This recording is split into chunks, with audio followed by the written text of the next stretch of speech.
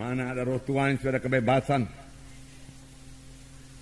Roh Tuhan menghidupkan tubuh-tubuh yang fana ini. Tubuh kita yang fana. Roh Kudus ada dalam saudara, Roh Kudus ada dalam saya. Roh Kudus tidak tinggal diam, saudara. Roh Kudus menjamah tubuh saudara, Roh Kudus menjamah tubuh saya.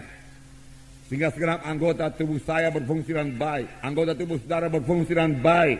Karena Roh Kudus tinggal dalam saudara. Roh Kudus menjamah tubuh saudara. Roh Kudus memperbaiki tubuh saudara. Mana yang rusak oleh dosa, dia perbaiki. Mana yang rusak oleh setan, dia perbaiki. Untuk itu Roh Kudus diberikan kepada kita. Amin, saudara. Haleluya. Haleluya. Ya. Itu pekerjaan Roh Kudus. Sampai sekarang. Sampai kita nanti beroleh tubuh kebangkitan. Yang luar biasa daripada Tuhan. Sekarang ini tubuh kita ini, saudaraku, belum tubuh kebangkitan, belum tubuh yang mulia.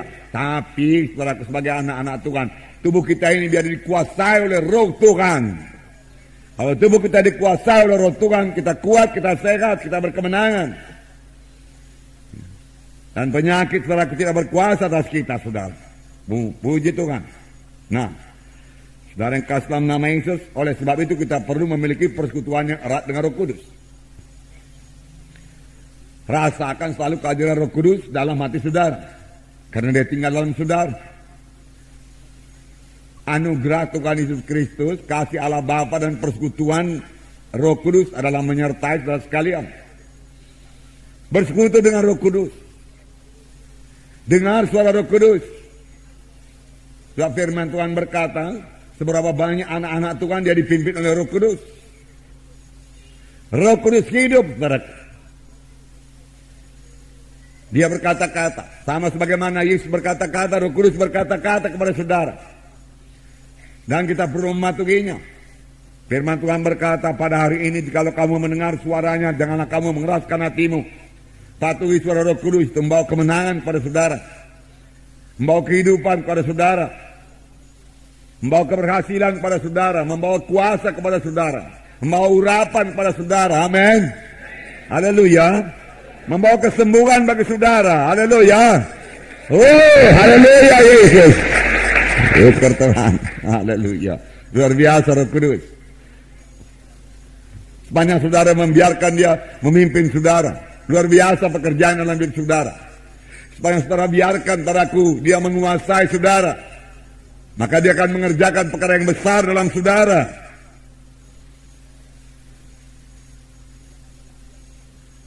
Sebab ada lagi yang lain yang bisa menguasai manusia ini. Ada lagi yang lain yang bisa menguasai anak-anak Tuhan yang sudah lahir baru. Saudara bertanya apakah itu? Daging. Itu sebabnya duniawi. Itu sebabnya ada yang dinamakan Kristen daging, Kristen duniawi. Kristen yang dalam kehendak daging. Kristen yang dikuasai duniawi. Ya. Orang duniawi memikirkan hal-hal yang dari dunia ini. Tentunya orang rohani memikirkan perkara-perkara rohani. Jadi kita bisa mencek diri kita dan mau berubah. Saudaraku, apakah kita dalam roh? Kalau kita dalam roh, kita memikirkan perkara-perkara rohani. Dan itu membawa berkat yang besar kepada saudara sebagai pelayan-pelayan Tuhan. Ya, sebab tanpa saudaraku, Roh Kudus, saudaraku menyertai saudara, mengurapi saudara, bagaimana saudara bisa melayani saudaraku? Bukan oleh kuat, bukan oleh gagah, melainkan oleh Rohku juga. Not by might, not by power, but by my spirit, said the Lord. Pada hari ini jikalau kamu mendengar suaranya, janganlah kamu mengeraskan hatimu.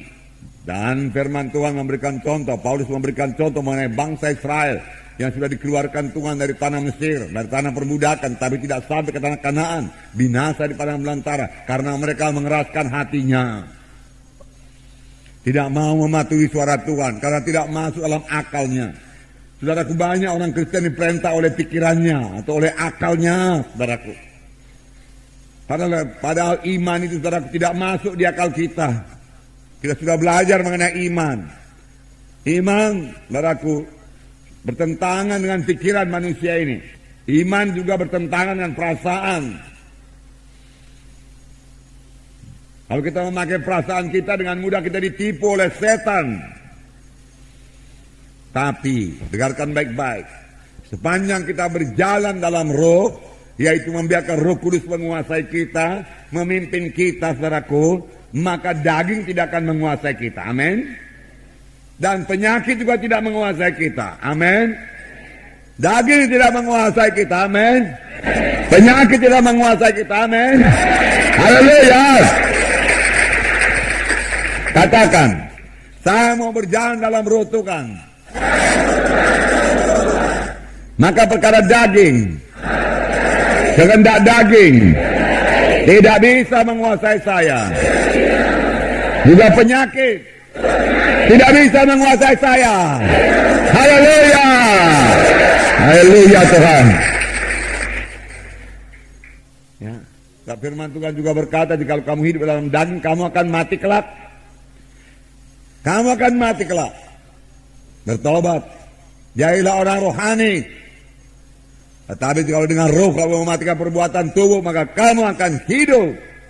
Saudaraku, saudara, dengan roh Tuhan yang bersatu dengan roh kita pada waktu kita lahir baru. Amin.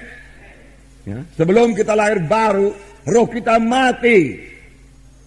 Nggak bisa mengerti perkara rohani, nggak bisa menyambut Tuhan, saudaraku. Tetapi sudah kita lahir baru, roh kita jadi hidup. Hidup roh saya, hidup roh saudara. Nah, roh Tuhan datang, saudaraku. Itu dengan roh saudara untuk mengalahkan perkara daging, duniawi, mengalahkan penyakit. Itulah pekerjaan Roh Kudus. Tapi banyak anak-anak Tuhan tidak membiarkan Roh Kudus yang memimpinkan dia, saudaraku. Banyak anak-anak Tuhan masih dipimpin oleh pikirannya, perasaannya, saudaraku. Kalau Roh Kudus menguasai tubuh kita, Roh Kudus menguasai pikiran kita, Roh Kudus menguasai perasaan kita, saudaraku. Roh Kudus menguasai jiwa kita, saudara, maka penyakit tidak berkuasa atas kita. Mengapa, saudaraku? Karena penyakit, saudaraku, hanya berkuasa atas tubuh dan atas jiwa, saudaraku. Tetapi, saudaraku, setan tidak bisa menjamah roh saya. Roh saudara tidak bisa dijamahnya. Kalau roh yang sudah lahir baru itu kuat, berkuasa.